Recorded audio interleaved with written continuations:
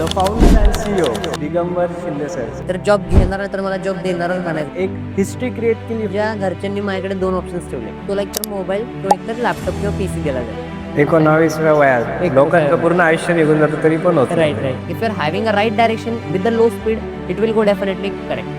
तर ती डिग्री तेवढी वरती काय करतात स्टुडंटसाठी. किंवा ज्या गोष्टींसाठी आम्ही कॉलेजमध्ये जातो तेवढं नॉलेज मला त्याच्यातून भेटत नाही. जेव्हा तुम्ही स्टार्ट केलं तेव्हा तुमच्या घरच्यांच्या डोक्यात असं होतं की आपला मुलगा काही चुकीचं करतोय. एखाद्या अर्जुनासाठी जसा श्रीकृष्ण होता, खाली घेसणारे पण खूप लोक असतात. अरे या मुलाचं तरी एज कमी याच्यावरती विश्वास कसा ठेवणार. जे तुमच्या हातात तुमचं जे काम आहे त्याला तुमची पॉवर बनवा. 3 वर्षावरून आपले पुढचे 60 वर्ष डिपेंड असतात. मार्स कंपनी विचारत नाही. खूप साऱ्या मोठ्या कंपनीने ऑन कॅम्पस हायरिंग बंद केली. की इंडियाकडे खूप मोठा युथ आहे. तर AI हा खरंच एवढा मोठा रोल प्ले करतो का फक्त एक मार्केटिंग करून. त्या लेवलवरती ट्रेंड निघतात, त्या लेवलवरती टेक्नॉलॉजीज निघतात.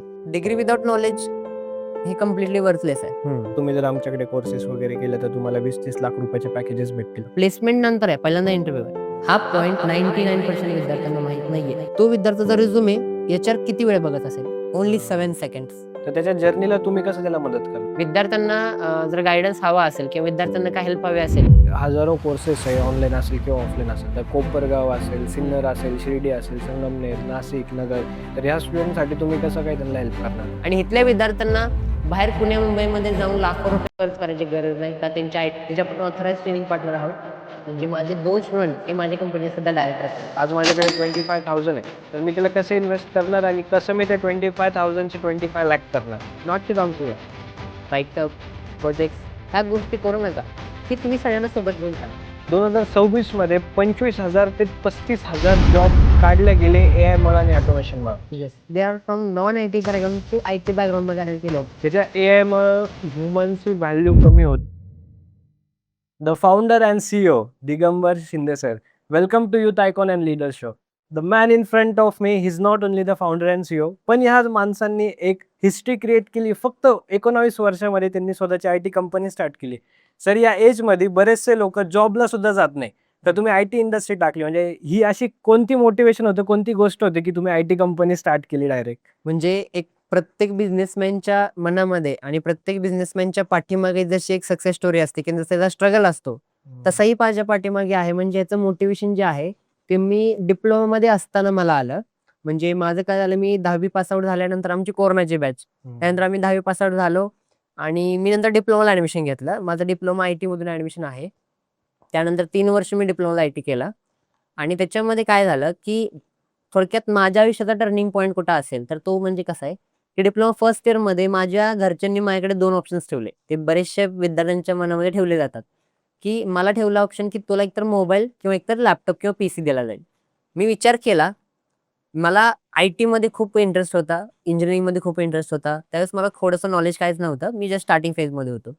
त्यावेळेस मग मी चूज केलं, मी सेकंड हँड पीसी घ्यायचं चूज केलं. मी 14,000 सेकंड हँड पीसी घेतला. तिथून माझी जर्नी स्टार्ट झाली. इव्हन माझ्या आजच्या ह्याच्यामध्ये ऑफिसमध्ये पण तो पीसी आहे. अजून मी तो ठेवला, अजून तो यूज करतो. मी जवळजवळ 4 वर्ष झालं तो यूज करतोय. तर आता त्याच्यानंतर मी काय केलं, डिप्लोमा फर्स्ट इयरमध्ये फर्स्ट सेमिस्टरमध्ये खूप सारे सब्जेक्ट्स आम्हाला झाले. सेकंड सेमिस्टरमध्ये बऱ्यापैकी ICT वगैरे असे सब्जेक्ट्स आले कॉम्प्युटरचे. त्यानंतर सेकंड इयरमध्ये आमचं थोडंसं प्रोग्रामिंग चालू झालं. बट काय झालं, डिप्लोमाच्या फर्स्ट इयरमध्ये असतानाच मी ज्यावेळेस पीसी घेतला, त्यानंतर मी YouTubeचे ट्युटोरियल्स बघायचो. त्यानंतर Udemyचे कोर्सेस घ्यायचो आणि ह्याच्यावरून मी काय केलं, माझं फंडामेंटल ऑफ प्रोग्रामिंग स्ट्रॉंग केलं. त्यानंतर मग ज्या सेकंड इयरमध्ये विद्यार्थी बेसिक शिकत होते त्यावेळेस मी ऑलरेडी ते कव्हर केलं होतं. कारण का, तर मी बेसिक कोर्सेस घेऊन ते बऱ्यापैकी कव्हर केलं होतं. तर सेकंड इयरमध्ये गेल्यानंतर ज्यावेळेस माझ्याकडे ते बेसिक मला क्लासमध्ये घ्यायचं, त्याच्यात ऑलरेडी मला येत होतं. मग मी काय करायचो, तर मी माझ्या फ्रेंड्स लोकांना सांगायचो. आणि ह्याच्यामध्ये एक मोटिवेशन काय राहील माझं राहिलं ते म्हणजे की मी ॲज अ एंटरप्रेनर आणि ॲज अ ट्रेनर ह्याच्यामध्ये मी केव्हा एंटर झालो, सेकंड इयरमध्ये ज्यावेळेस क्लासमध्ये सब्जेक्ट चालू होता त्याच्यामध्ये काय बऱ्याचशा कन्सेप्ट क्लासमध्ये नाहीत व्हायच्या, जे IT मध्ये इम्पॉर्टंट आहेत. त्यावेळेस मी काय करायचो, दोन्ही क्लासच्या मध्ये एक ब्रेक असायचा 10 ते 15 मिनिटाचा. त्यावेळेस मी काय करायचो, तर त्या ब्रेकमध्ये एकदम अचानक उठून पुढे जायचो क्लासमध्ये आणि जो पॉईंट समजा एखादी लँग्वेज आहे, जावा लँग्वेज किंवा पायथन लँग्वेज आहे, तर ह्या लँग्वेजमधलं एक बेसिक कुठली जी गोष्ट असेल ती समजा IT मध्ये प्रॅक्टिकली जी नाही शिकवली कॉलेजमध्ये, सो ती मला माहिती आहे. तर मी काय करू, डायरेक्टली क्लासरूममध्ये पुढे जाऊन ते सगळ्यांना शिकवायचं. बरेचशी मुलं ऐकतात, बरेचशी मुलं नाही नव्हते ऐकत. But the motivation behind it that की I should have to like spread this knowledge, हे माझ्यामध्ये मोटिवेशन होतं. तर माझी आई आणि माझे आजोबा दोघं सुद्धा रेतमध्ये होते.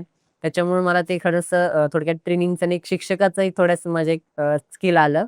तिथून मग माझी जर्नी स्टार्ट झाली. सेकंड इयरच्या एंड होईस्तोपर्यंत मी थोडंसं फ्रीलान्सिंग प्रोजेक्ट्स वगैरे चालू केले. थोडं अर्निंग माझी चालू झाली.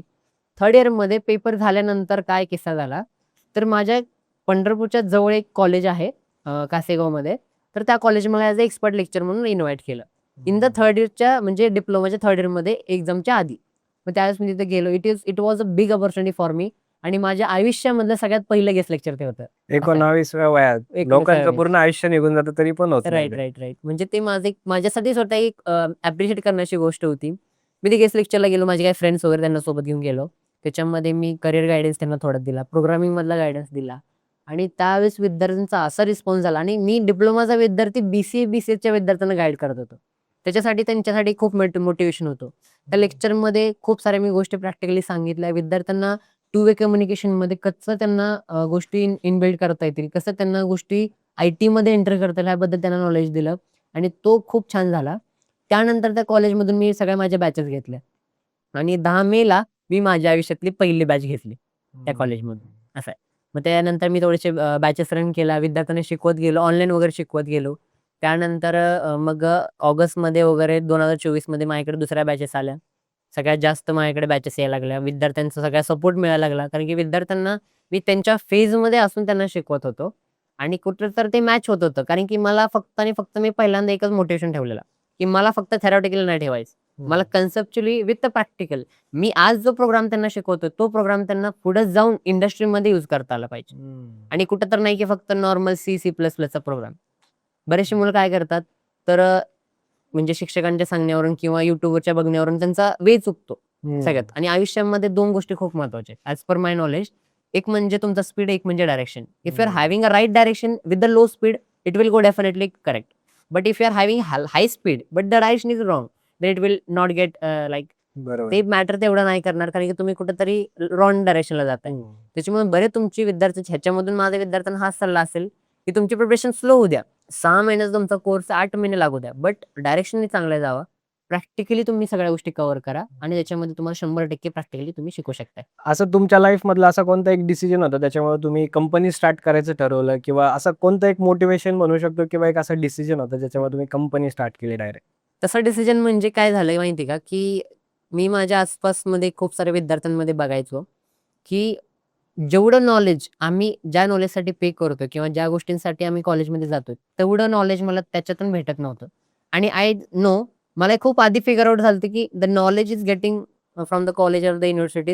It is not enough for the like IT or ह्याच्यामध्ये इंडस्ट्रीसाठी. कारण की त्याच्यामध्ये कसं राहतं, कॉलेज युनिव्हर्सिटीज काय करतात, त्यांचा जो सिलेबस आहे त्याच्याकडून ते शिकवतात आणि काही-काही कॉलेजेसमध्ये जरा जास्त प्रॅक्टिकल घेतलं जातं. बट टियर 2, टियर 3 कॉलेजच्या विद्यार्थ्यांचा काय प्रॉब्लेम होतो, त्यांच्याकडे नॉलेज नसतं. They are completely beginners. मग त्यांना तो गाईडन्स भेटत नाही. मग मी ज्यावेळेस त्या फेजमध्ये होतो, त्यावेळेस मला ते फिगर आउट झालं.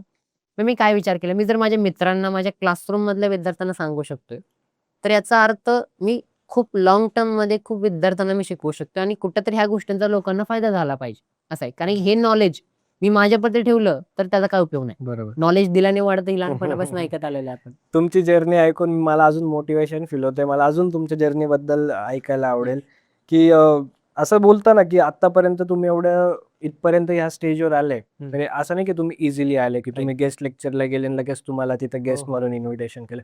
तर असं कोणतं स्ट्रगल पण असेल जे प्रत्येकाला नसेल माहिती, तुम्ही किंवा कोणाला सांगितलं नसेल ते आमच्या पॉडकास्टमधून ऐकायला राइट, भेटेल. डेफिनेटली. म्हणजे मला स्ट्रगल म्हणायचं तर डिप्लोमाचे 3 वर्ष माझ्यासाठी खूप हार्ड होते.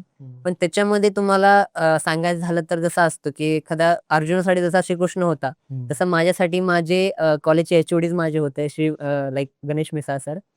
तर त्यांचा मला खूप सपोर्ट लागला. ते ॲज अ गुरु माझे आत्ता सुद्धा ते कायम मी त्यांना ॲज अ गुरु म्हणून डोनेट करतो आणि खूप सारे माझ्यासाठी राइट डिसिजन घेत आलेले आहेत. मला गाईड करत आलेले आहेत. पण डिप्लोमाच्या फेजमध्ये कसं राहायचं, कॉलेजमध्ये तुमचा राईटअप वगैरे राहतं.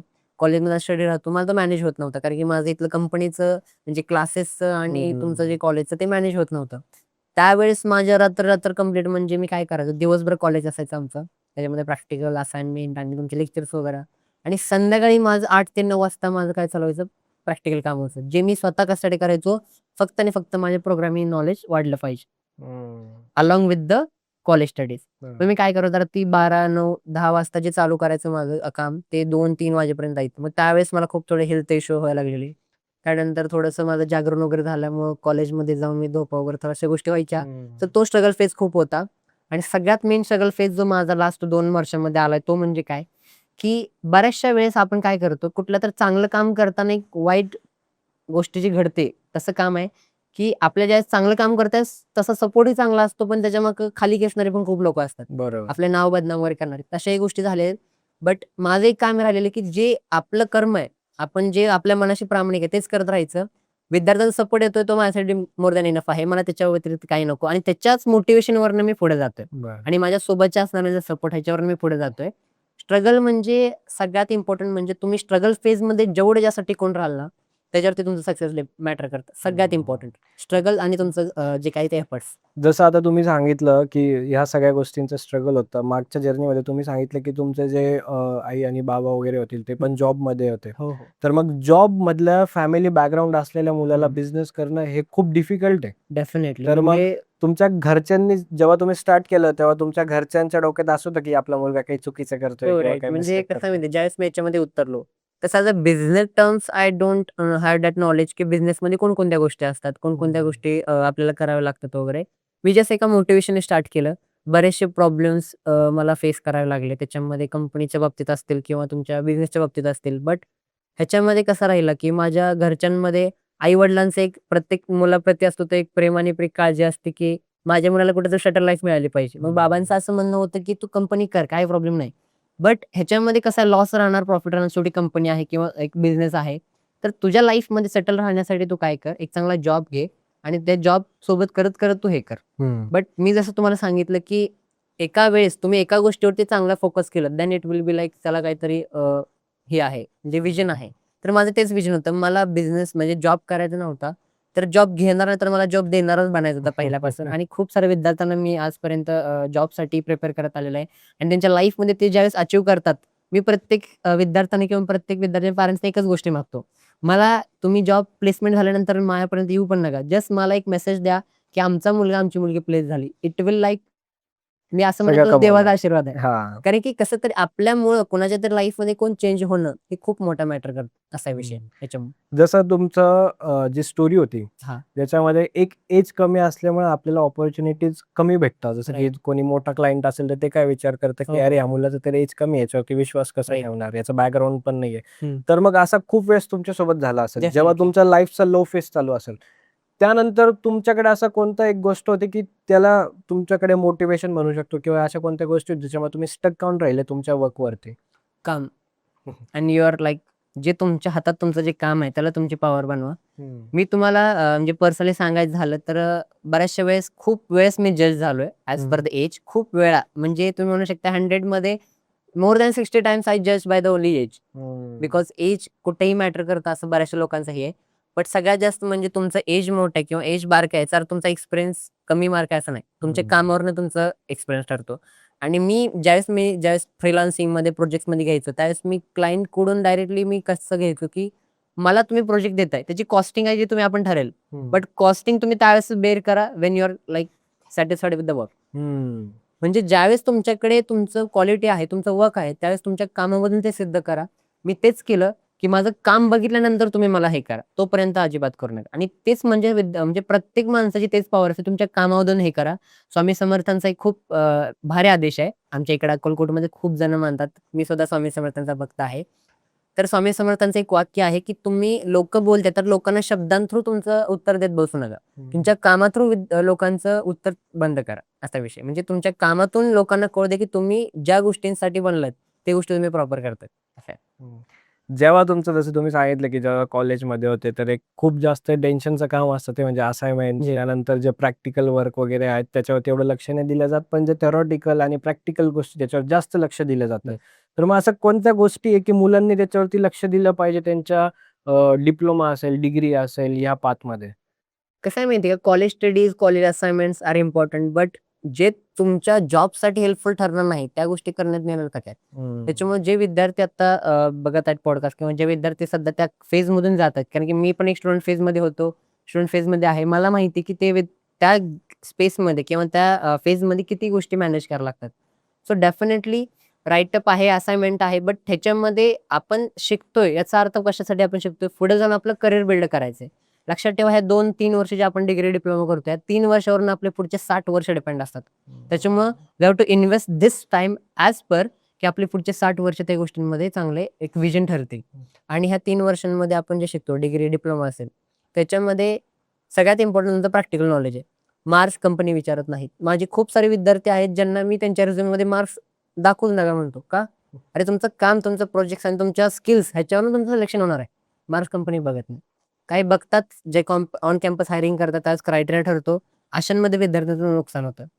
त्याच्यामुळे थोडंसं मार्क्स तुम्ही हे करू शकताय, बट सगळ्यात इम्पॉर्टंट तुमचा स्किल्स राहील. आणि तुम्हाला मी आता सांगतो, मागच्या वर्षी आणि ह्या वर्षी सुद्धा खूप साऱ्या मोठ्या कंपनीने ऑन कॅम्पस हायरिंग बंद केले. का? बिकॉज खूप साऱ्या कॉलेज थ्रू असे राहतं की मास हायरिंग केलं जातं. 20 ते 30 विद्यार्थी ठरवायचे आणि 2 ते 3 लाखाचं पॅकेज पर इयर ठरवायचं आणि कॉलेजला कंपनीला विद्यार्थी द्यायचे.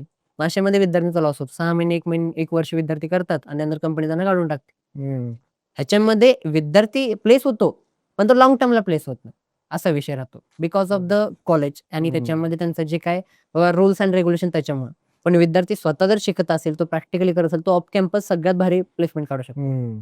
ह्याच गोष्टींमुळे एक दरवेळेस बोलतात की इंडियाकडे खूप मोठा युथ आहे, Yes. पण त्यांना प्रॉपर गायडन्स नाही आणि त्यांच्या मागे तेवढा सपोर्ट नाही या सगळ्या गोष्टींचा. त्याचमुळे आज इंडियामध्ये गुगल झाले, फेसबुक झाले, मेटा, त्यानंतर विप्रो वगैरे ह्या सगळ्या कंपन्या इंडियामध्ये का एवढ्या मोठ्या लेवलच्या नाही बनू शकत आहे आजच्या डेटमध्ये? कारण की महत्त्वाची गोष्ट म्हणजे आपल्या म्हणजे जी एज्युकेशन सिस्टम आहे किंवा कॉलेज, युनिव्हर्सिटीमध्ये किंवा आपल्या डिप्लोमाच्या ह्याच्यामध्ये, तर विद्यार्थ्यांना प्रिपेअर कशासाठी केलं जातं? तुम्ही जॉब मार्क्स पाडा आणि जॉब करा.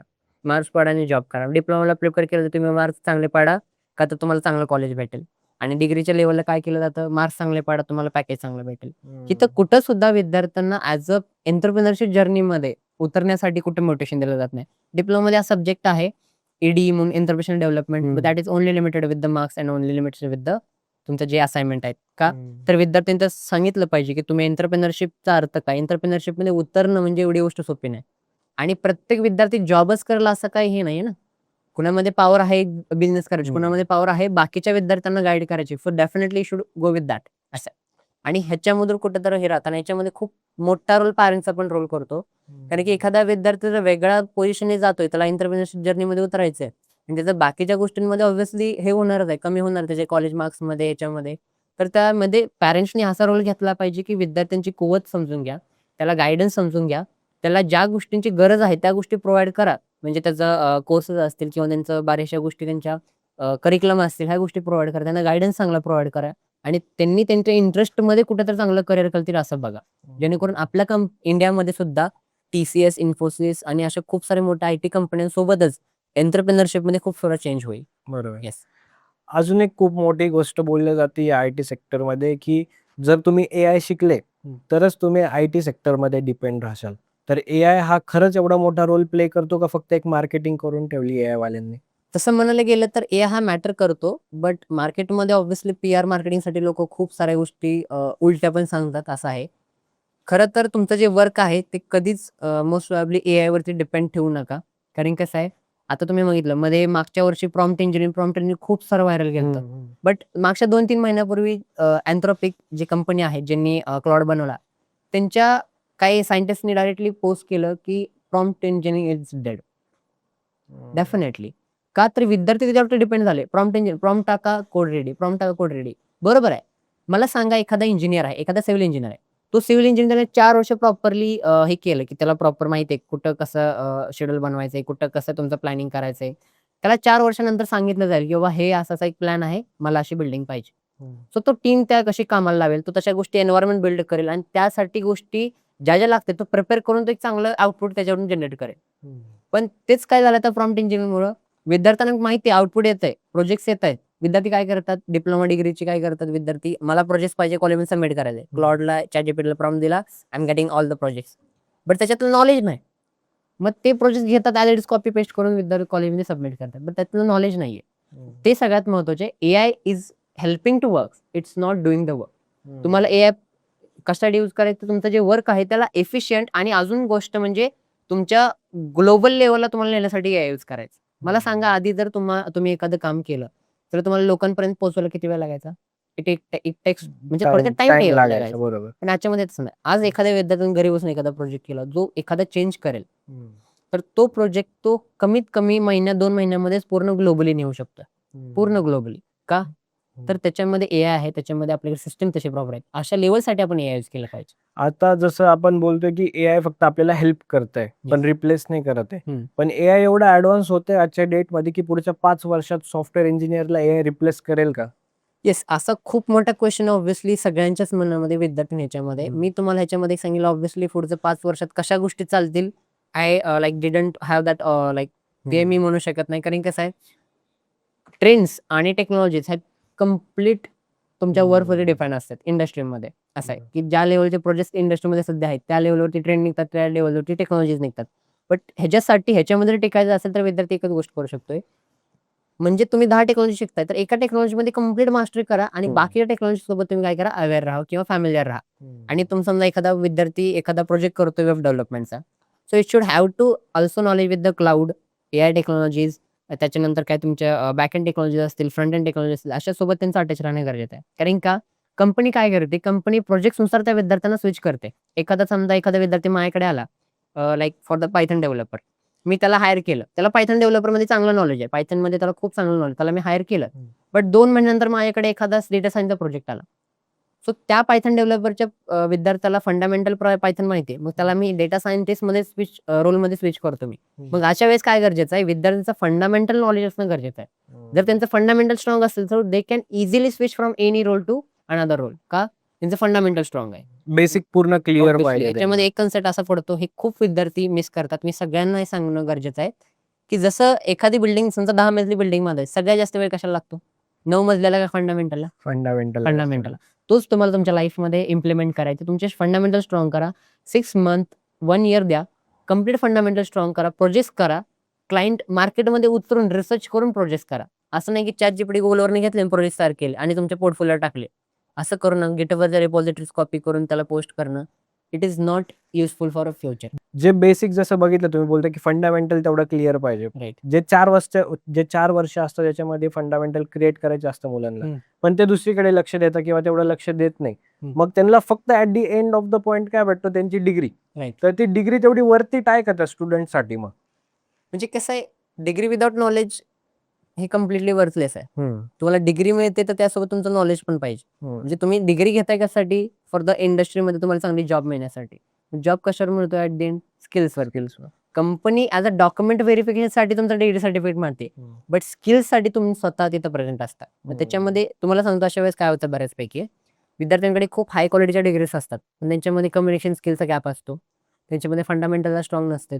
जे खूप सारे विद्यार्थ्यांना असंही असते त्यांच्याकडे नॉलेज खूप आहे, त्यांनी प्रोजेक्ट खूप चांगले केलेत, but when they are dealing with the interview rounds they are completely blind.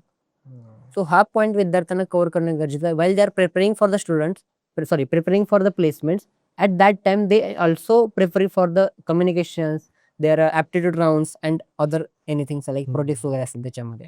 आता याच्यामध्येच काय होतं ना, बरेचसे स्टुडंट जेव्हा फंडामेंटल क्रिएट त्यांना डेव्हलप करायचं असतं, त्यामध्ये बरेचसे स्टुडंट असतात ना जे कोडिंगच्या इन्स्टिट्यूट वगैरे मध्ये जातात किंवा काही कोडिंग इन्स्टिट्यूट साठी बघतात.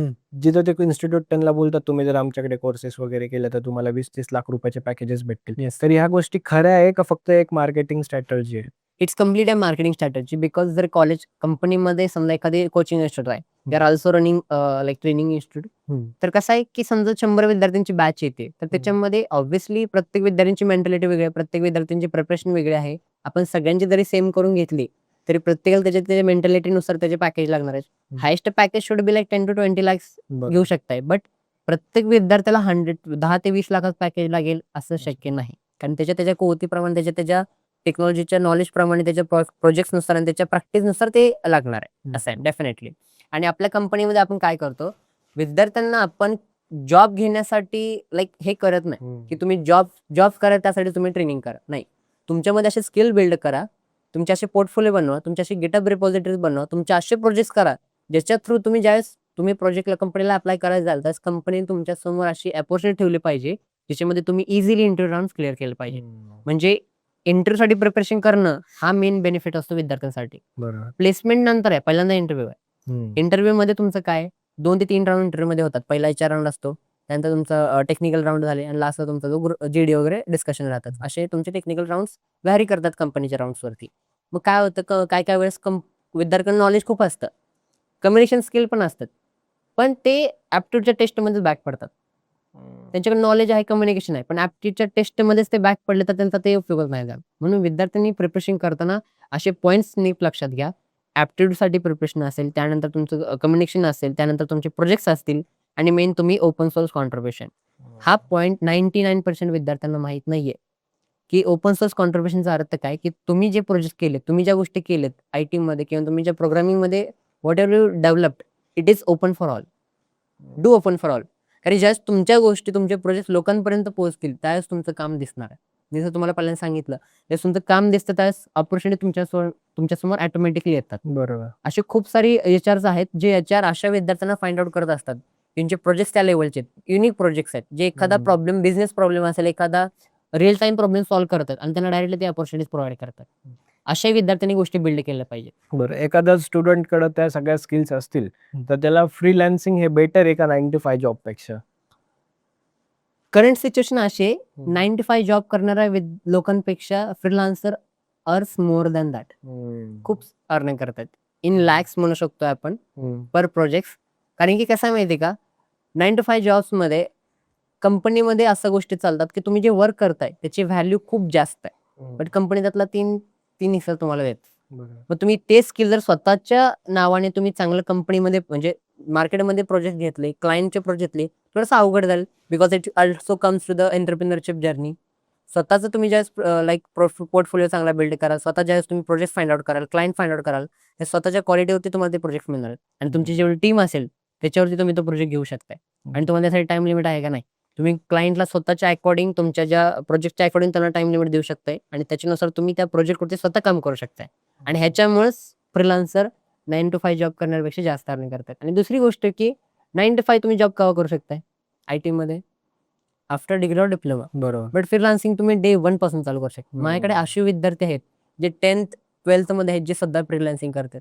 तुम्हाला खोटं नाही वाटणार, जे खोटं वाटतं तुम्हाला, की आपल्या कंपनीचं जे मार्केटिंग आहे, तो मार्केटिंग करणारी जी टीम आहे, ती मार्केटिंग करणारी टीम माझ्यापेक्षा लहान आहे.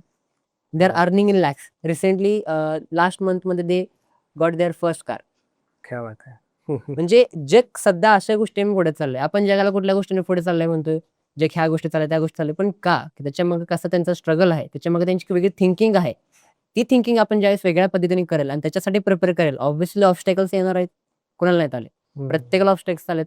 पण ज्यावेळेस तुम्ही त्यामध्ये टिकून राहाल आणि तुमच्या कामावरती ज्यावेळेस तुम्ही फोकस कराल, डेफिनेटली ज्या गोष्टींसाठी तुम्ही धडपड करत आहात त्या गोष्टी तुमच्यामध्ये येणार आहेत हातात. जर एखादा मुलगा असेल, त्याच्या स्किल्स वगैरे त्याला खूप बेस्ट आहे, तर आज तो 0 पासून स्टार्ट करतोय, तर पुढच्या 90 डेजसाठी त्याला रोड मॅप काय राहील? की एक जसं तुम्ही सांगितलं, तुमचे जे टीम मधला एक Yes. मुलगा आहे जो तुमच्यापेक्षा छोटा आहे आणि तो आज लाखांमध्ये कमवतोय, 100%. तर एखाद्या मुलासाठी ते नेक्स्ट 90 डेज रोड मॅप काय राहणार? त्यांनी काय केलं पाहिजे त्याच्या करिअरमध्ये? सगळ्यात पहिली गोष्ट जी 90% लोक करतात, that is lack of market research. Firstly, you should go with the market research. Whatever the product you are like pitching, whatever the service you are giving, go for the market research. पहिल्यांदा market research करा, त्याच्यामध्ये किती percent potential आहे आणि तुमच्या USPs काय, तुमच्या USPs ठरवा, की मार्केटमध्ये असे कॉम्प्युटर आहेत, मार्केटमध्ये अशा गोष्टी आहेत, तर मी ह्याच्यामध्ये माझे ॲड ऑन काय करू शकतोय. आणि तुमचे एक स्टँडर्ड, तुमचे एक SOPs ठरवा, त्याच्यानुसार तुम्ही मार्केटमध्ये उतरा. म्हणजे ते असं झालं की विदाउट प्रिपरेशन मार्केटमध्ये उतरू नका. पहिल्यांदा चांगले प्रिपरेशन करा, तुमच्या गोष्टी, तुमच्या सर्व्हिसेस, तुमचे product, water may be your having, your team वगैरे, सगळ्यात पहिल्यांदा ते स्ट्रॉंग करा आणि मग मार्केटमध्ये उतरा. असं जर नाही आता म्हणजे- एखादा असा मुलगा असेल की ज्याला IT सेक्टरचं काहीच नॉलेज नाही, पण त्याला त्याच्यामध्ये इंटरेस्ट आहे, येस, ज्याच्याकडे स्किल्स पण नाही, आपण त्याच्याबद्दल डिस्कशन करू, ओके. तर त्याच्यासाठी 3 महिन्यांचा रोड मॅप काय राहील? 0 पासून तर समजा पूर्ण ग्रो करायला अर्निंग पर्यंत. अर्निंग पर्यंत. हा. ओके. फर्स्ट ऑफ ऑल, म्हणजे जे फंडामेंटल स्ट्रॉंग्स आहेत, बेसिक हम्म. आहेत, ते स्ट्रॉंग करायचे. पहिले 2-3 प्रोजेक्ट्स, 2-3 क्लायंट्स आहेत, ते चांगले त्यांचा पोर्टफोलिओ बिल्ड होतोपर्यंत चांगले प्रोजेक्ट्स त्यांनी घ्यावेत. Then it should like define the standards, SOPs format, त्याचे जे काय असतील ते, त्यानुसार ते मग बाहेरचे तुमच्या खूप सारे असे लोक आहेत. म्हणजे मी काय करू तुम्हाला सांगतो, माझी स्वतःची तुम्हाला जर्नी सांगतो. मी जस्ट फ्रीलान्सिंग प्रोजेक्ट घ्यायचो, डिप्लोमा लास्ट मध्ये असताना. त्यावेळेस मी काय करायचो, माझ्या एरियामधले सगळे multi speciality hospitals, education societies त्यानंतर तुमचे चिल्ड्रन्सचे स्कूल वगैरे असे मी त्यांना टार्गेट करत. त्यांच्यामध्ये जाऊन त्यांच्यापाशी जाऊन मी सर्व्हिस जी आहे, की लाइक तुमचे सर्व्हिसेसमध्ये तुमची वेबसाईट नाहीये, तुमचं मार्केटिंग नाहीये किंवा तुमचा हा प्रॉडक्ट मॅनेज होत नाहीये. सो ते मी त्यांचा जो प्रॉब्लेम आहे, तो प्रॉब्लेम पहिल्यांदा मी काढून बघायचो. त्याच्यावरती स्टेटस बनवायचो, तुमचा रिपोर्ट बनवायचो आणि त्यानंतर मी त्यांना पिच करायचो. म्हणजे क्लायंटला काय पाहिजे, तुमचा जो प्रॉब्लेम क्लायंट फेस करतोय त्याला सोल्युशन पाहिजे. That you are giving. बरोबर. So why they like neglective. त्याच्यामुळे तुम्ही जे प्रॉब्लेम आहेत त्याला टार्गेट करा आणि त्याच्यावरती मग सोल्युशन प्रोव्हाईड करा. असे खूप सारे मल्टी स्पेशालिस्टमध्ये हॉस्पिटलमध्ये आज सुद्धा मोर दॅन ERP नाहीयेत, CMS नाहीयेत, जिथं खूप सारे याच्यामध्ये म्हणजे आम्ही पहिला जो प्रोजेक्ट बनवलेला फ्रीलान्सिंग, तो एक CMS बनवलेला. त्याच्यामध्ये त्या हॉस्पिटलमध्ये जाण्यापूर्वीच तुम्हाला तिथं कळते की बाबा त्याच्यामध्ये किती बेड्स अवेलेबल आहेत आणि जर समजा बेड अवेलेबल नसेल, इमर्जन्सीसाठी तुम्ही तिथं तिकीट रिलीज करू शकताय. इमर्जन्सीसाठी तुम्ही तिथं तिकीट रिलीज केल्यानंतर तुम्हाला बेड अवेलेबल होईल आणि जर समजा तरीही तुम्हाला तो बेड नाही मिळाला, तरी अशी काही हॉस्पिटलची टीम आहे, ती टीम डायरेक्टली त्या ह्याच्या स्पॉटपर्यंत पोहोचून त्यांना डायरेक्टली सर्व्हिस प्रोव्हाईड करू शकते, मेडिकल सर्व्हिस. बरोबर. ह्याच्यामुळे काय टाईम वाचला, एक तर त्या पेशंटचा टाईम वाचला. दुसरी गोष्ट म्हणजे एफिशियन्सी वाढली. हॉस्पिटलच्या मॅनेजमेंटकडे एक चांगला डेटा आला, की आपल्याकडे मॅनेजमेंट कसं आहे आणि लोकांचा एक ट्रस्ट वाढला. डेफिनेटली. तुमच्या बॅकग्राऊंड एक्सपिरियन्सनुसार असं कोणतं एक डोमेन आहे ज्याच्यामध्ये पुढच्या 5 वर्षात स्टुडंटनी काम करायला पाहिजे, की तो डोमेन 5 वर्षात खूप हाईपला जाईल? सगळ्यात पहिलं डोमेन आहे Python. Second domain like I prefer is the cloud. That is like तुम्ही AWS, Azure वगैरे. अँड DevOps राहील थर्ड नंबरला. आणि 4th आणि 5th नंबरला ऑब्व्हियसली AI असेल. AI मध्ये ऑटोमेशन सगळ्यात महत्त्वाचे आहेत. ऑटोमेशन्स आले, म्हणजे स्क्रिप्टिंग ऑटोमेशन्स आले, त्यानंतर तुमचं डेटा सायंटिस्ट आले, ह्या सगळ्या गोष्टी आल्या. म्हणजे you should go with the trends आणि ट्रेंड्स म्हणण्यापेक्षा you should go with the technologies, की ते पुढे जाऊन तुम्ही कुठे यूज करू शकता. पायथन ही लँग्वेज एवढी स्ट्रॉंग आहे. आणि माझं बॅकग्राऊंड असं सांगायचं झालं तुम्हाला, मी सध्या माझ्या कंपनीमध्ये ॲज अ फाउंडर रोल आहे माझा, पण मी ॲज अ ट्रेनिंग सुद्धा प्रोव्हाईड करतो. म्हणजे ॲज अ ट्रेनर पण मी माझ्या कंपनीमध्ये काम करतो. मी स्वतः तिथं प्रेझेंट असतो. पायथनच्या सगळ्या बॅचेस मी हँडल करतो. आणि खरं सांगा तर जी पायथन लँग्वेज मी 3 वर्षांमध्ये स्ट्रॉंग केली डिप्लोमामध्ये असताना, ती आमच्या 3 वर्षाच्या करिक्युलममध्ये पायथन लँग्वेज नव्हती. तुम्हाला तो सब्जेक्टच नव्हता. CS ला होता, म्हणजे हां, कॉम्प्युटर सायन्सला कॉम्प्युटर होता, पण सायन्स होतं. इन्फॉर्मेशन टेक्नॉलॉजी नव्हता. बरोबर. पण त्या 3 वर्षांमध्ये जी पायथन लँग्वेज आम्हाला नव्हती, त्या लँग्वेजला मी मास्टरी केली. त्याच्यामध्ये आज मी ट्रेनिंग प्रोव्हाईड करतो. पायथन फुल स्टॅक असेल किंवा बॅकएंड वगैरे असेल. बरोबर. सो पायथन लँग्वेज अशी आहे ना, त्याच्यामध्ये ही अशी लँग्वेज प्रत्येक सेक्टरमध्ये आणि तो फंडामेंटल कम्प्लीट त्याच्यामध्ये तुमचा स्ट्रॉंग होऊन जाईल. इझी सिंटॅक्स आहे. खूप सारे जे बिगिनर्स आहेत त्यांच्यासाठी मी तुम्हाला पायथन लँग्वेज प्रेफर करतो. You should go with the Python. आणि सगळ्यात सांगायचं म्हणलं तर C++ करत बसू नका. खूप सारे लोक खूप सारे कॉलेजमध्ये असं सांगितलं पहिल्यांदा सी लँग्वेज येते का, C++ येते का, नाही मग पायथन शिकू नको. C++ आणि जर थोडंसं पुढे गेले तर जावा शिका, असं असं प्रत्येक नको. जण सांगतात. ह्याच गोष्टी चुकतात, गायडन्स चुकतात, म्हणून विद्यार्थ्यांचा रोडमॅप चुकत जातं. C++ कशासाठी यूज केलं जातं हे पहिल्यांदा फाइंड आउट करा. आपल्याला कोणत्या डोमेनमध्ये काम करायचं. विद्यार्थ्यांना डोमेन खूप आहेत.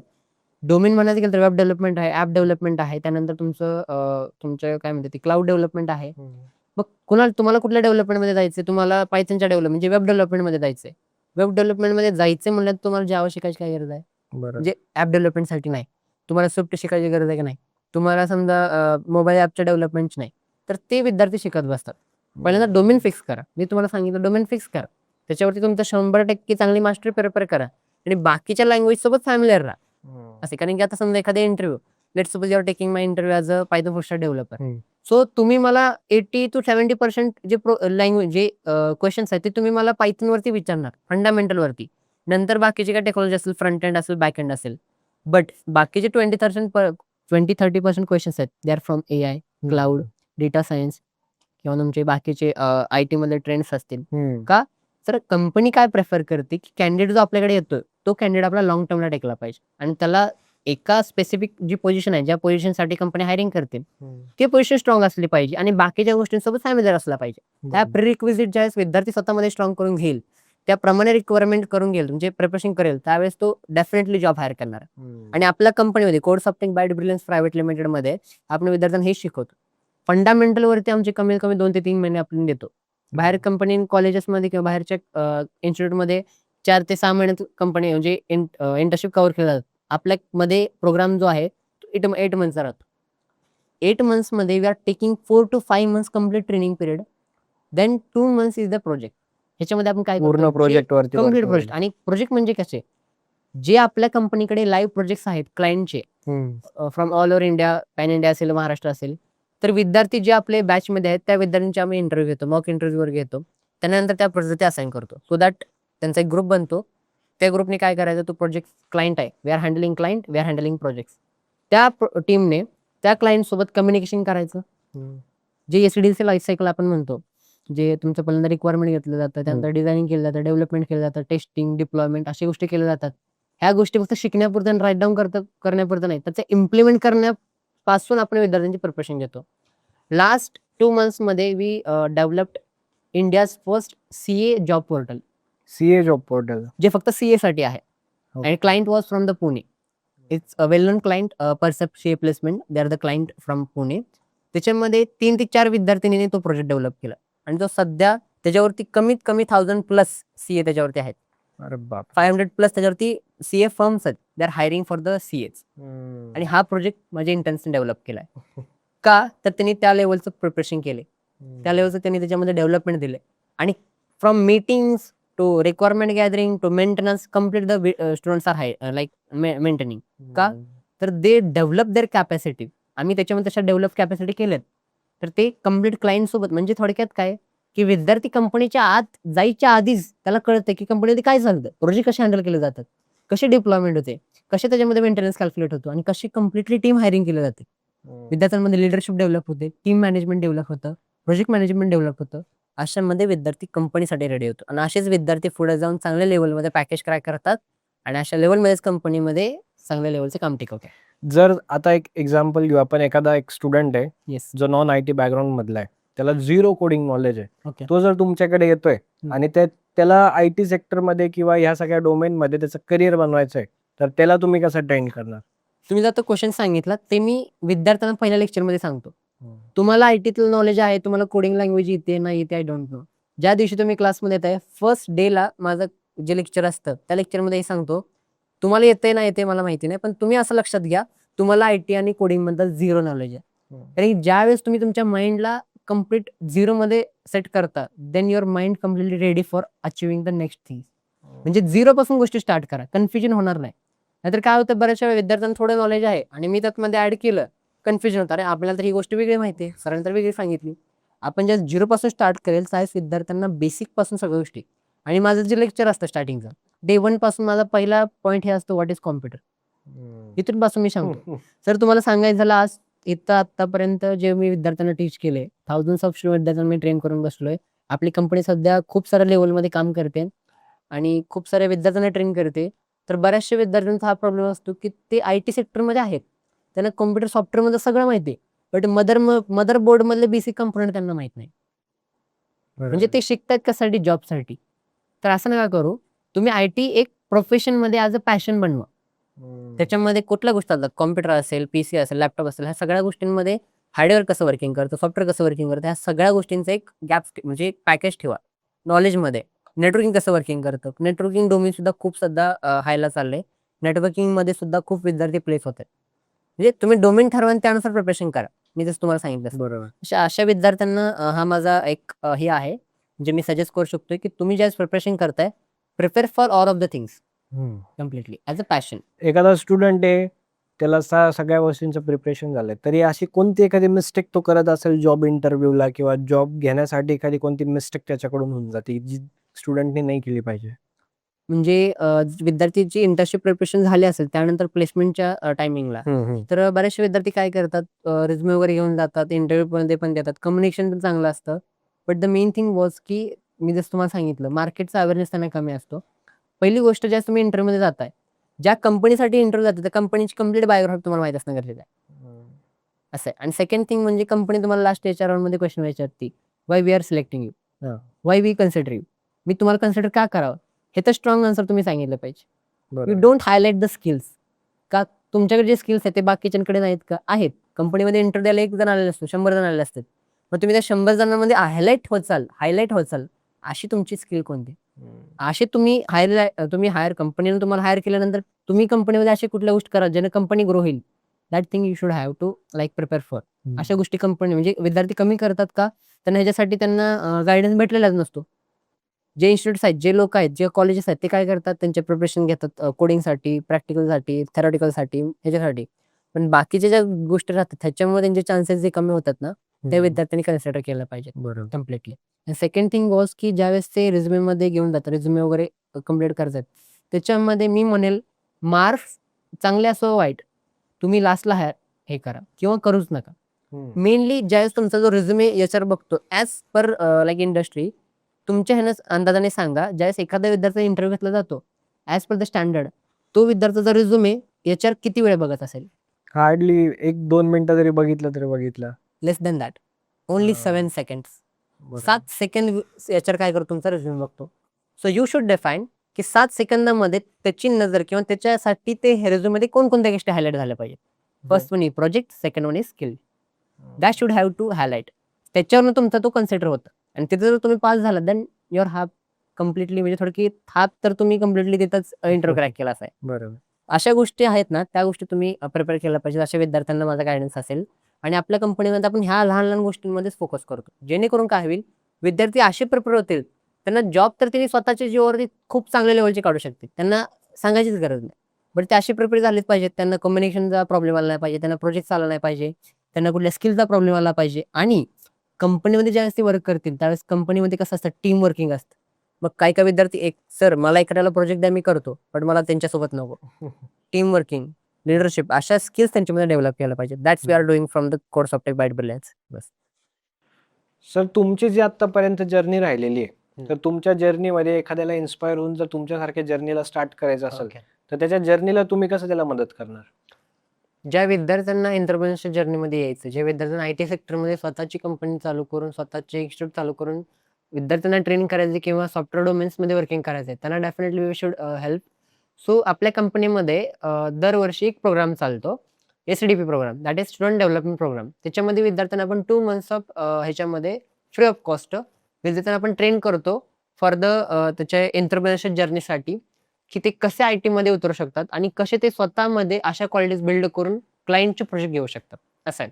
आणि लास्ट जे आम्ही बॅच घेतली त्याच्यामध्ये आम्ही पायथन फुल स्टॅकची बॅच घेतली. सो त्याच्यामध्ये आता जानेवारी 20 ते मार्च 20 पर्यंत बॅच चालली.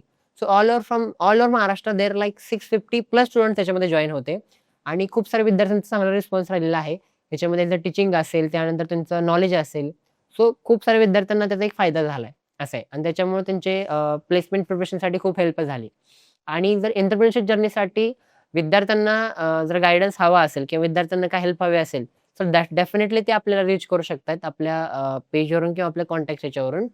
आपण काय करू शकतो त्यांना, तर गाईडन्स असेल, we are arrange for the workshops. त्याच्यामध्ये आपण आयटी सेक्टरमध्ये मार्केट रिसर्च कसे आहे, आयटीमध्ये कोणकोणते सेक्टर्स आहेत, त्याच्यामध्ये मार्केट कसं चालतं, किती कोणकोणते सर्व्हिसेस आहेत, कोणकोणते प्रोडक्ट्स आहेत, सो त्याच्यामध्ये कोणकोणत्या गोष्टी ते ऍड करू शकतात, त्याच्यामध्ये त्यांना वर्कशॉप प्रोव्हाइड करू शकतो. डेफिनेटली अशा थ्रू काय होईल, एक अवेअरनेस विद्यार्थ्यांमध्ये जमा होईल आणि जे विद्यार्थी सध्या कॉलेज पास आउट इयरमध्ये आहेत, सो त्यांच्यासाठी एक अपॉर्च्युनिटी बनेल की स्टार्ट देअर ओन जर्नी, असं आहे. डेफिनेटली जर आपण बघितलं मार्केटमध्ये हजारो कोर्सेस आहे, ऑनलाईन असेल किंवा ऑफलाईन असेल, तर आपला कोर्स कसा डिफरंट स्टँड आउट करतो त्यांच्यासाठी?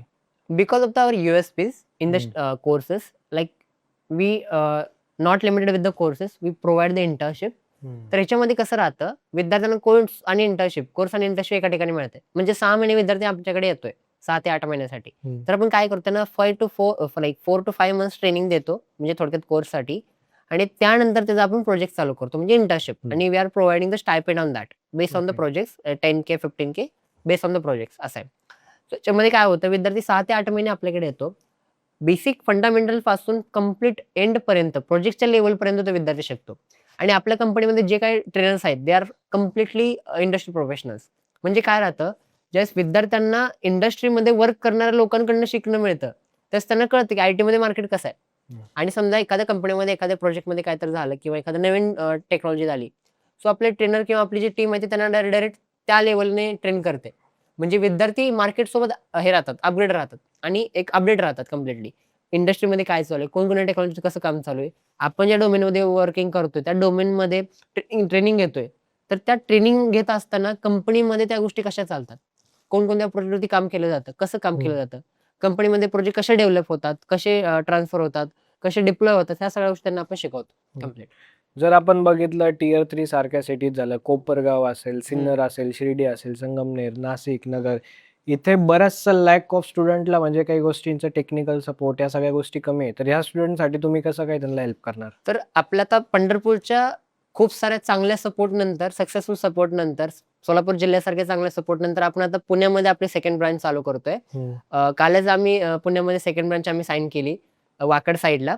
आणि आजच तुमच्या पॉडकास्टच्या लाईक मुहूर्तावरती आम्ही कोपरगावमध्ये सुद्धा ब्रांच साइन केली. अच्छा. लवकरच महिन्यांमध्ये विद्यार्थ्यांना इथंच कोपरगावमध्येच विद्यार्थ्यांना आपल्या कंपनीची ब्रांच ओपन होईल, सो दॅट दे इंटर्नशिप करू शकतात आपल्यामध्ये. आणि इथल्या विद्यार्थ्यांना बाहेर पुणे मुंबईमध्ये जाऊन लाखो रुपये खर्च करायची गरज नाही का त्यांच्या IT स्किल्स घेण्यासाठी, ट्रेनिंग घेण्यासाठी. इथं आपले कोर्सेस स्टार्टिंग फ्रॉम द 25,000 ह्याच्यामध्ये ते कोर्स करू शकतात. त्याच्यामध्ये काही इंटर्नशिप, प्रोजेक्ट सगळं आपण त्यांना प्रोव्हाइड करतो विथ द सर्टिफिकेशन. आणि महत्त्वाची गोष्ट म्हणजे काय, आपले USPs कोणकोणते आहेत? सो 3 गोष्टी आपले USPs आहेत. आपण ज्यावेळेस विद्यार्थ्यांना ट्रेनिंग प्रोव्हाइड करतो that is completely standard, industry standard. आपण दरवर्षी दर 6 महिन्याला आपण सिलेबस अपडेट करतो. का? तर जो काही इंडस्ट्रीमध्ये नवीन टेक्नॉलॉजी आले त्या टेक्नॉलॉजीचा बाकीच्या फ्रंट एंडच्या, बॅक एंडच्या, बाकीच्या गोष्टी काय चेंजेस झालेत API मध्ये वगैरे ते आपण अपडेट करतो. सॉरी. आणि त्याच्या अकॉर्डिंग आपण काय करतो, त्यांना ट्रेनिंग प्रोव्हाइड करतो. म्हणजे ज्यावेळेस विद्यार्थी आपल्या कंपनीकडून इंटर्नशिप करतात त्यावेळेस त्यांना 3 सर्टिफिकेशन जातात. पहिलं म्हणजे internship completion certificate. Second one is also LOR. LOR म्हणजे 90% विद्यार्थ्यांना माहित पण नाही. LOR म्हणजे काय? लेटर ऑफ रिकमेंडेशन, जे की तुमच्या रिझ्युमेमध्ये हायलाइट होतं. लेटर ऑफ रिकमेंडेशन दिल्याचा अर्थ काय असतो, की ते क्लायंटच्या लाईव्ह प्रोजेक्टवरती त्या विद्यार्थ्यांनी काम केलंय. ते हायलाइट होतात आणि आपण त्या विद्यार्थ्यांना प्रोजेक्ट म्हणजे प्रोव्हाइड करतो. आणि third one was because our company tie for authorised training partner for MNCs companies. Pune Mumbai रिजनमध्ये आपली कंपनी जे मोठमोठे कंपनीज आहेत, मायक्रोसॉफ्ट असेल, IBM असेल, त्यामुळे बाकीच्या जी कंपनी Apple असेल, Adobe असेल, अशा कंपनी जे काही ट्रेनिंग कोर्सेस आहेत त्याचे आपण ऑथराइज्ड ट्रेनिंग पार्टनर आहोत. तर ते विद्यार्थ्यांना आपण प्रोव्हाइड करतो मिनिमम कॉस्टमध्ये. असं आहे. म्हणजे एकदम त्यांच्या पर्चेसमध्ये काय प्रॉब्लेम होणार नाही आणि त्याच्यातनं त्यांना ग्लोबल लेव्हलचे सर्टिफिकेशन मिळतील. लेट सपोज आता मायक्रोसॉफ्टचं सर्टिफिकेशन आहे. मायक्रोसॉफ्टचे 3 मेन सर्टिफिकेशन आहेत. AI900, AZ900 आणि DS900. अशामध्ये विद्यार्थ्यांना ग्लोबल लेव्हलचं नॉलेज सर्टिफिकेशन मिळतं. ते आपण विद्यार्थ्यांना प्रोव्हाइड करतो. म्हणजे विद्यार्थी उद्या इंडस्ट्रीमध्ये उतरल्यानंतर त्याच्याकडे अपॉर्च्युनिटीची कमी नाहीयेत. आणि त्या अपॉर्च्युनिटीज क्रॅक करण्यासाठी जे नॉलेज आणि ज्या गोष्टी लागतात that we are developing in the students. म्हणजे आज जे आम्ही पेरतोय ते उद्या विद्यार्थी इंडस्ट्रीमध्ये जाऊन उगवणार आहे. बरं. असं आपण काम करतोय. बऱ्याचशा दिवसांपासून मी तुम्हाला फॉलो करत होतो, तर तुमचे कंटिन्युअसली स्टोरी स्टेटस असतात, की बरेचसे तुमचे स्टुडंट प्लेस पण Yes, होत आहे, yes. काही जॉब पण करताय. तर तुमचा जे पण आतापर्यंत जे स्टुडंट असेल तुमच्याकडे Yes. ज्यांनी शिकलेले आहे, तर हम्म. असं कोणत्या एखाद्याची सक्सेस जर्नी तुम्ही सांगू शकता का? हो, म्हणजे आता कसं आपल्या लास्ट बॅचमध्ये जर सांगायचं म्हणलं, तर खूप सारे विद्यार्थी आपले प्लेस झालेत. बट त्यातलेच काही 2-3 विद्यार्थ्यांचं मी तुम्हाला सांगेल, जे आपल्या आता कंपनीमध्ये डायरेक्टर पण आहेत. म्हणजे माझे 2 स्टुडंट हे माझ्या कंपनीचे सध्या डायरेक्टर पण आहेत. सोबत माझ्या जर्नी सोबत ते कनेक्ट झाले, जे माझ्या पहिल्या बॅचमध्ये होते, आदित्य आणि ऋतुजा. सो आणि खूप सारे विद्यार्थी आता माझ्या कंपनीमध्ये आहेत. आपल्या कंपनीमधला मेन डायरेक्टर जो आहे म्हणजे CFO, तो माझा मित्र सूरज आहे. तो विद्यार्थी पण होता, मित्र पण आहे. आणि म्हणजे असे लोकं जे आहेत ना, ती लोकं मिळाल्यामुळे खरं तर कंपनी आपली इतक्या पुढे आहे आणि विद्यार्थ्यांचा रिस्पॉन्स आपल्याला आहे. तर त्या 2 विद्यार्थ्यांचा रिस्पॉन्स सांगायचं झालं, तर ते BCA पास आउट होते आणि they are having a minimal knowledge, कारण की त्यांच्या कॉलेजमध्ये तेवढं प्रॅक्टिकली घेतलं नव्हतं. त्या विद्यार्थ्यांनी चांगले कोर्सेस केले, आपल्याकडे चांगली इंटर्नशिप ट्रेनिंग केलं आणि त्यांना लाईव्ह प्रोजेक्टवरती त्यांनी काम केलं. क्लायंटच्या प्रोजेक्ट, कारण की आम्ही कंपनीमध्ये जे प्रोजेक्ट हँडल करायचो, त्या प्रोजेक्टमध्ये ते विद्यार्थी काय करायचं, कॉन्ट्रिब्यूट करतात. ते त्यांनी त्याच्यामध्ये डेव्हलपमेंट करतात, टेस्टिंग करतात, सो दॅट त्यांना ते प्रॅक्टिकल मिळायचं. त्यांचे LOR जनरेट झाले, त्यांचे एक्सपिरियन्स जनरेट झाला आणि त्याच्यावरून त्या विद्यार्थ्यांनी प्लेसमेंट क्रॅक केली. ते आता सध्या 4.5-5 लाखाच्या पॅकेजवरती आहेत. बट काम करत असताना 2 ते 3 महिने झाले त्या विद्यार्थ्यांना 5 ते 7 लाखाची कंपनीचे ऑफर्स आलेत फ्रॉम द कंपनीज क्लायंट. ज्या कंपनीमध्ये काम करतात त्या कंपनीचे क्लायंट्स आहेत, त्या कंपनीकडून त्यांना ऑफर्स येतात. असं आहे. का? तर याचा अर्थ ते विद्यार्थी डेव्हलप झालेत. जर आता मी स्वतः एक कॉम्प्युटर इंजिनियर आहे, पण मला तेवढं काही गोष्टींचं नॉलेज नाही भेटलं. आज माझ्याकडे 25,000 आहे, तर मी त्याला कसे इन्व्हेस्ट करणार आणि कसं मी ते 25,000 चे 25 लाख करणार? ओके. डेफिनेटली आता कशी असते, प्रत्येक गोष्टी सुरुवातीला लहानच असते. आज एखादा माणूस 5 कोटी रुपये कमवतो, त्याची सुरुवात कुठेतरी 5 रुपयापासून झालेली आहे. अशा पण गोष्टी असतात. तुमच्याकडे समजा ₹25,000 याचं मिनिमल बजेट आहे. So first of all you should invest in market research. खूप सारी मार्केट रिसर्च तुम्हाला करावी लागेल. त्यानंतर तुमच्या जवळ जे क्लायंट्स आहेत त्यांच्यासोबत तुम्हाला पोहोचावं लागेल. तुमच्यामध्ये तसे एक्सपर्टीज डेव्हलप करावं लागतील. ते जे 25,000 तुमच्याकडे आहेत त्याच्यामधले तुम्ही 40% to 50% is for your development तुम्ही खर्च केले पाहिजेत. तुमचे कोर्सेस असतील आणि खूप करू शकतात. कारण की विद्यार्थ्यांना असं नाही की प्रत्येक गोष्टीसाठी जॉईनच केलं पाहिजे.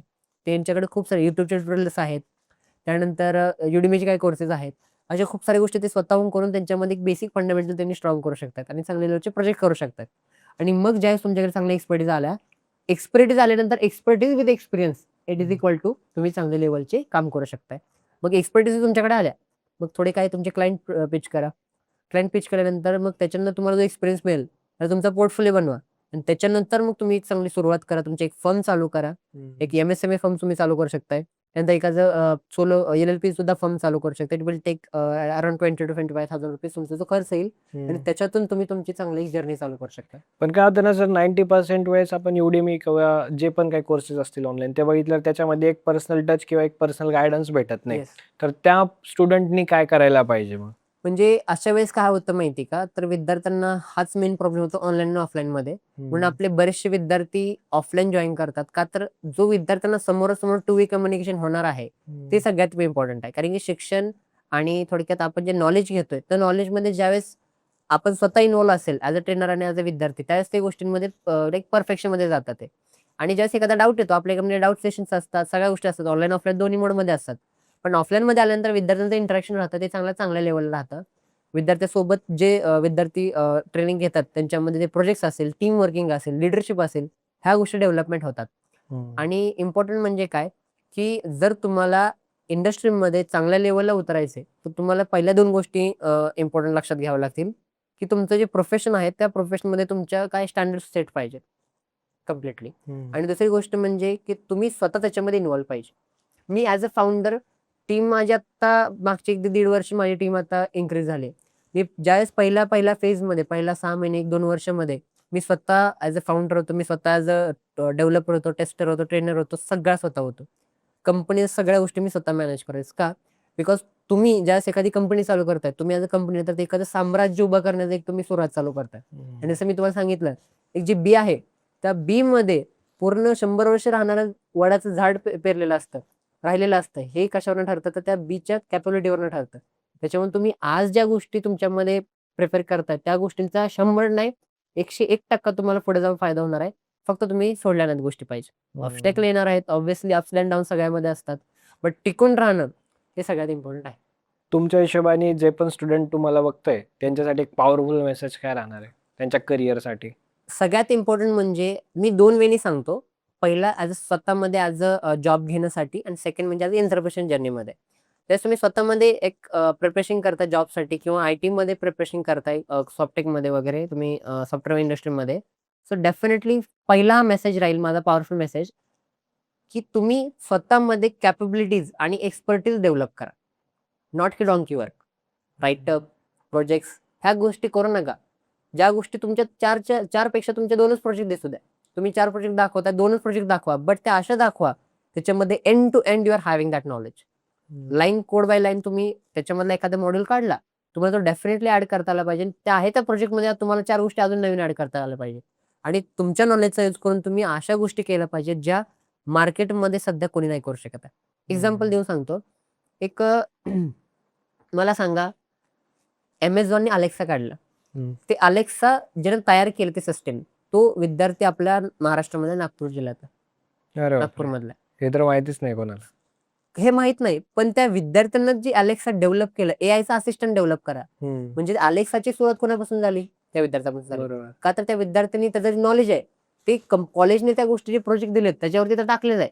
पण त्याच्या सोबतच त्यांनी वेगळा थिंकिंग केला आणि एक प्रोजेक्ट तयार केला, की जर आपण एआयचा यूज करून किंवा आपल्या पायथनचा यूज करून किंवा आपलं जे नॉलेज आहे त्याचा यूज करून एका पर्सनल असिस्टंट तयार केला, जो की आपल्या बऱ्यापैकी गोष्टी म्हणजे मॅनेज करू शकतो, तर किती चांगलं होईल.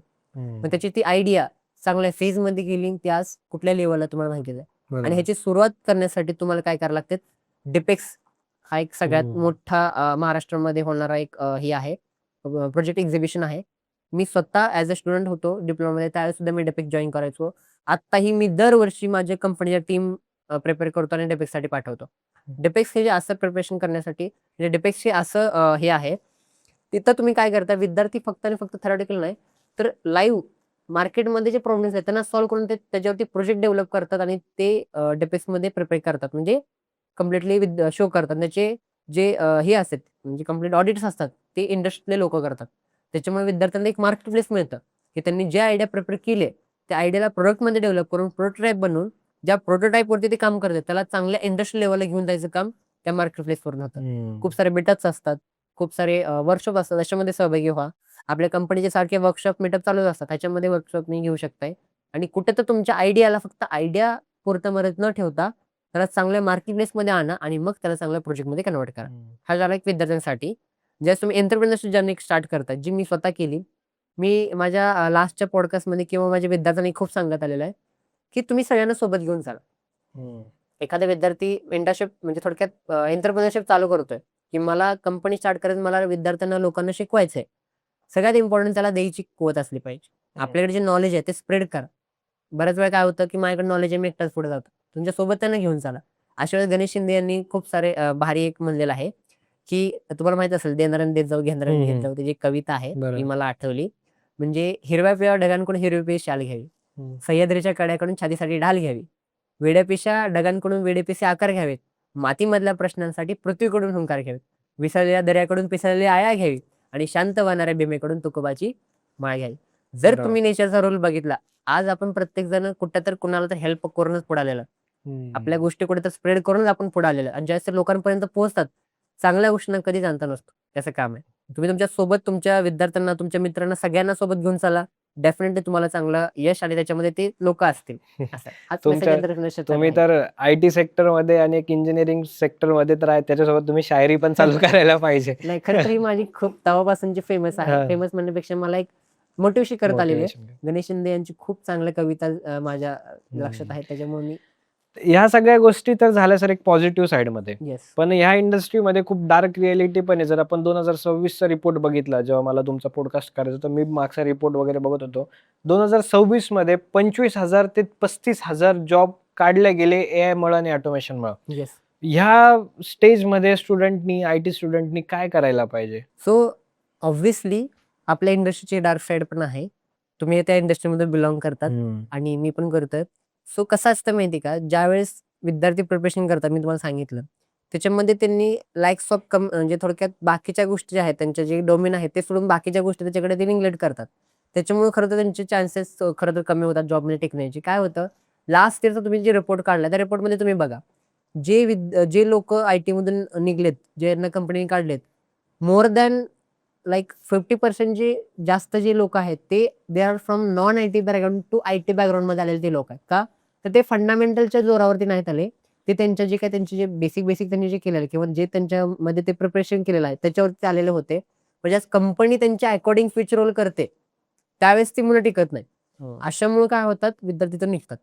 त्याच्यामुळे मी पहिल्यापासून सांगत आलोय की विद्यार्थ्यांनी फंडामेंटल स्ट्रॉंग केलं पाहिजे. जर तुम्ही non IT to IT switch होता, आय-टी कंपनी अशा सगळ्यांना सामावून घेणारी कंपनी, जे सामावून घेणारी इंडस्ट्री आहे. तुम्ही आय-टीचा विद्यार्थी सिव्हिलमध्ये जाऊ शकतोय का?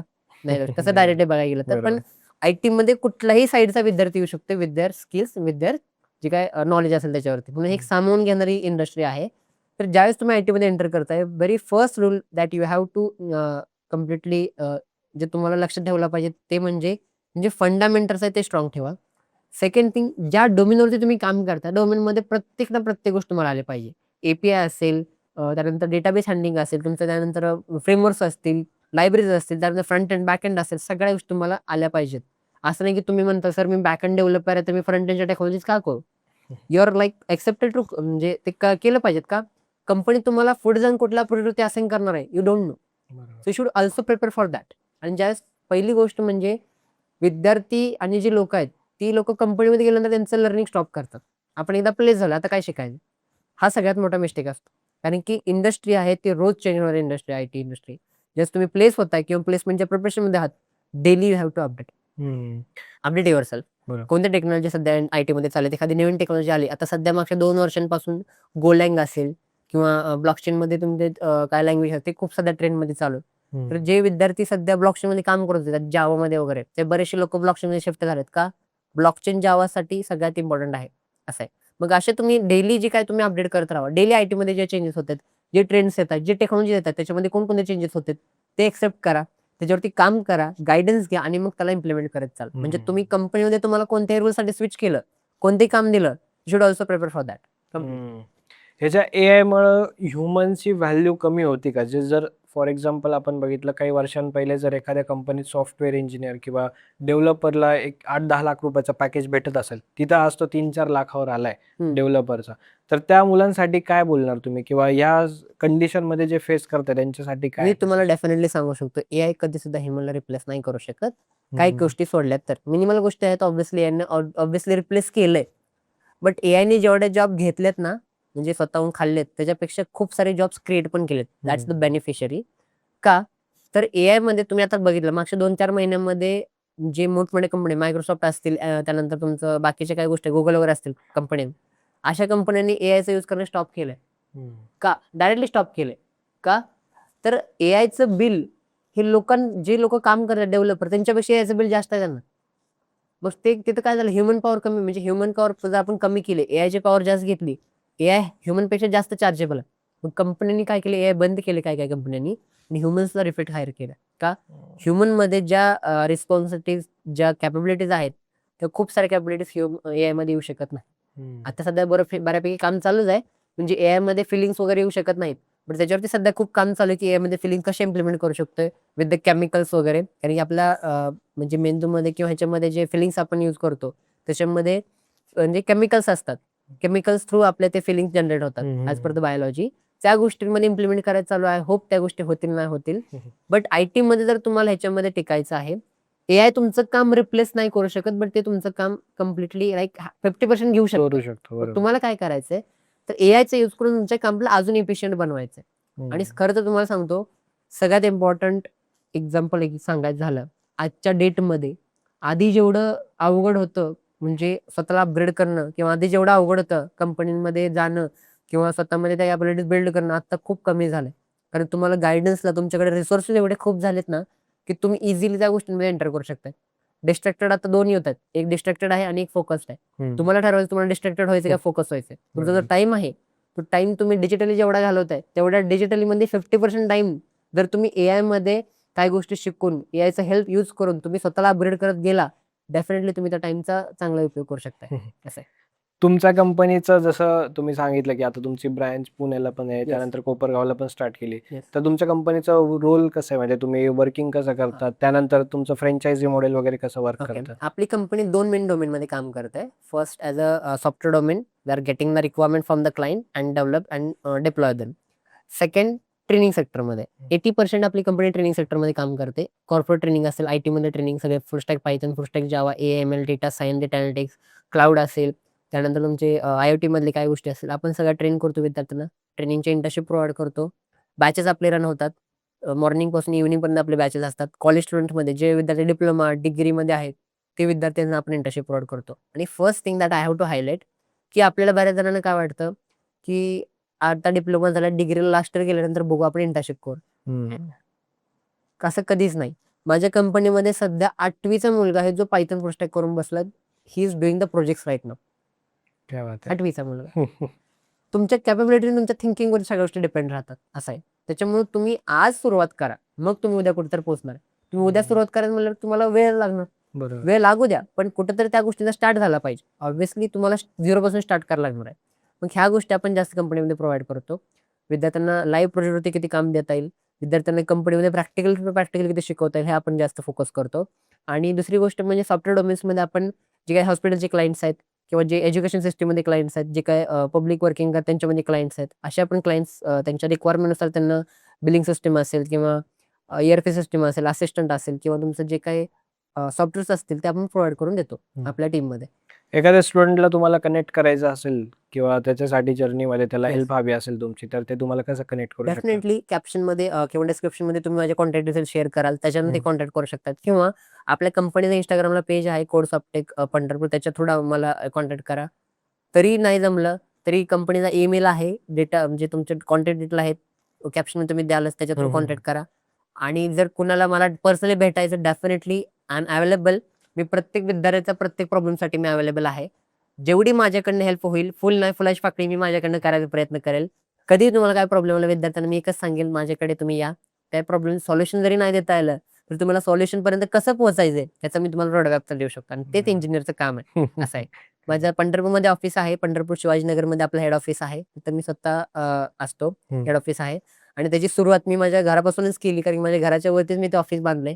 म्हणजे पहिली बॅच जवळजवळ 70 ते 80 जणांची होती कम्प्लिटली. अरे ॲट अ बापरे. टाइम त्यांना मी ट्रेन करायचो. आणि सगळ्यात इम्पॉर्टंट म्हणजे काय, की ॲज अ स्टुडंट आणि ॲज अ टीचरचं आणि ट्रेनरचं जे कोरिलेशन आहे ते सगळ्यात मेन स्ट्रॉंग हवं. तुम्ही कोणत्या इंडस्ट्रीमध्ये आहेत. सो डेफिनेटली तुम्हाला काय प्रॉब्लेम्स असतील, काही क्वेरीज असतील, तुम्ही रिच आउट मला करा. आपल्या कंपनीकडून ज्या काही गोष्टी आहे, like it it comes to financial, it comes to guidance, कोणत्याही गोष्टींमध्ये तुम्हाला हेल्प करता येत असेल आपल्याला, definitely we will go for that. आणि पुण्याच्या ब्रांचमध्ये आणि कोपरगावच्या ब्रांचमध्ये तुमचं कसं वर्किंग राहणार आहे? पुण्याच्या ब्रांचमध्ये आता सध्या आमचं काम चालू आहे. हम्म. काल आम्ही पुण्याची ब्रांच साइन केली. आज आपण कोपरगावची ब्रांच साइन केली आहे. सेटअपमध्ये वगैरे थोडा 1-2 महिना जाईल. त्यानंतर आपण मोस्ट ऑफली सप्टेंबरच्या स्टार्टिंग वीकमध्ये किंवा ऑगस्टच्या एंडिंगमध्ये आम्ही काय करू, बॅचेस चालू करू. त्यावेळेस विद्यार्थी डायरेक्टली आपल्याला 3 month of internship, 6 month of 8 month of इंटर्नशिपसाठी ॲड करू शकतात. आपण खूप खराडी वाकडमध्ये आपण ब्रांच चालू करतोय. त्यानंतर कोपरगावमध्ये आपण जे बस स्टँड आहे त्याच्या समोरच्याच बाजूला आहे थोडंसं, तिथे आपण ब्रांच चालू करतोय. विद्यार्थ्यांना अपडेट मिळत राहतील. जे विद्यार्थ्यांना काही प्रॉब्लेम आहे, क्वेरी आहेत ते आपल्याला विचार करू शकतात. आणि ज्यांना अजून काय बद्दल जाणून घ्यायचं, ज्यांना गाईडन्स हवा आहे फक्त. खूप साऱ्या विद्यार्थ्यांना हाच प्रॉब्लेम असतो सर. मला खूप साऱ्या विद्यार्थ्यांना कॉन्टॅक्ट कॉल येतो, मेसेज येतो, की सर आम्हाला काय चूज करायचं आम्हाला हेच माहित नाही. आमचं 10वी झाली, आमची 12वी झाली किंवा आमचा डिप्लोमा झालाय. डिग्रीला कोणतं ब्रांच घेऊ किंवा माझं आयटी झालं, मी सीएसला जाऊ का एनटीसीला जाऊ का एआयला जाऊ. बरोबर. सो अशा गोष्टींसाठी तुम्ही मला कॉन्टॅक्ट करू शकताय. डिसिजन एकदा घ्या, पण त्याला असा घ्या की तुम्हाला त्याच्यावरती पुढे जाऊन गर्व झाला पाहिजे. आणि जरी तो प्रॉब्लेम झाला, तुम्ही एखादा डिसिजन घेतला, तुमचा तो रॉंग झाला, काय झालं, तुमचा एक्सपिरियन्स मिळाला, त्याला तुमची स्ट्रेंथ बनवा. बरोबर. डेफिनेटली आपण तुम्हाला गाईडन्स प्रोव्हाइड करू. विद्यार्थ्यांना 100% जेवढ्या गोष्टी होईल तेवढ्या गोष्टी आपण सपोर्ट करूया. डेफिनेटली विद्यार्थी रिच आउट करू शकतात. जसं बघितलं करिअर गायडन्स वगैरे या सगळ्या गोष्टी तर तुम्ही त्याला देणारच. Yes. पण सगळ्यात इम्पॉर्टंट गोष्ट असते, एखाद्याचा डिप्लोमा कंप्लीट झाला, डिग्री कंप्लीट झाली, त्याला त्याच्या रिअल फील्डमध्ये उतरून काम करायचं Okay. असेल, त्यांच्यासाठी तुम्ही कसं मदत करणार? सो अशा विद्यार्थ्यांसाठी आपण काय करतोय, आपल्या कंपनीचं फ्रँचायसी मॉडेल आहे ते आपण लॉन्च केलेलं आहे, ज्याच्यामध्ये विद्यार्थ्यांना आपण डायरेक्टली आपल्या कंपनीचे ते फ्रँचायसी घेऊ शकतात. आपल्या फ्रँचायसी मॉडेलमध्ये मिनिमल रजिस्ट्रेशन फी आहे. त्यानंतर विद्यार्थ्यांचे म्हणजे जे विद्यार्थी किंवा जे लोक आपली फ्रँचायसी घेतात त्यांच्यामध्ये आपण मिनिमम मंथली रॉयल्टी चार्ज करतो. आणि त्याच्या बेसवरती त्यांना चांगल्या त्यांचं कम्प्लीट जे कंपनीचा सपोर्ट आहे, कंपनीचा मार्केटिंग सपोर्ट असेल किंवा त्यानंतर जो लागणारा स्टाफ किंवा ट्रेनरचा सपोर्ट आहे, कम्प्लिटली आपण हेड ऑफिसकडनं देतो. म्हणजे इनिशियल फेजमध्ये किंवा लॉंग टर्ममध्ये सुद्धा ते जे फ्रँचायसी घेणारे ओनर आहेत किंवा जे ब्रांच मॅनेजर आहेत त्यांना कुठलाही प्रॉब्लेम फेस करताना नाही आला पाहिजे. आणि त्यांना स्टार्टिंगलाच खूप चांगल्या लेवलचे सर्व्हिसेस भेटले पाहिजेत, जे की ते लॉंग टर्ममध्ये कनेक्ट करतील.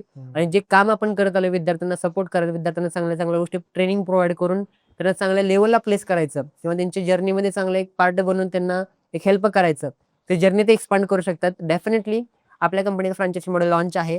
पुण्यामध्ये आपण पहिली ब्रांच चालू करतोय, सेकंड ब्रांच कोपरगावमध्ये चालू करतोय. तुम्ही अदर भागामधून असाल, डेफिनेटली आपल्याला रिच आउट करा. Will think on that. आपण तिथं स्वतः येऊन तुमच्या तिथं ब्रांचचं सेटअप करूया आणि will start the journey. Thank you. आज सर तुम्ही तुमचा एवढा महत्त्वाचा वेळ आमच्या ऑडियन्सला दिला, त्यासाठी खूप खूप धन्यवाद. तुमची ही मोटिवेशनल जर्नी आमच्यासाठीच, पर्सनली माझ्यासाठी पण आणि माझ्या सगळ्या व्ह्युअर स्टुडंटसाठी पण Yes. खूप मोटिवेशनल राहणार आहे. त्यांना लाईफमध्ये कोणत्याही गोष्टीचा प्रॉब्लेम असेल किंवा काही असेल तर माझ्या डिस्क्रिप्शनमध्ये आणि माझ्या याच्यामध्ये तुमचे कॉन्टॅक्ट डिटेल असतील. कोपरगावमधल्या ब्रांच असेल किंवा पुणे असेल किंवा पंढरपूर असेल, एकदा नक्की त्यांना तुम्ही व्हिजिट करा. त्यांच्याकडून तुम्हाला खूप काही गोष्टी शिकायला भेटतील. थँक्यू सो मच सर, तुम्ही आपल्या शोवर आला. धन्यवाद.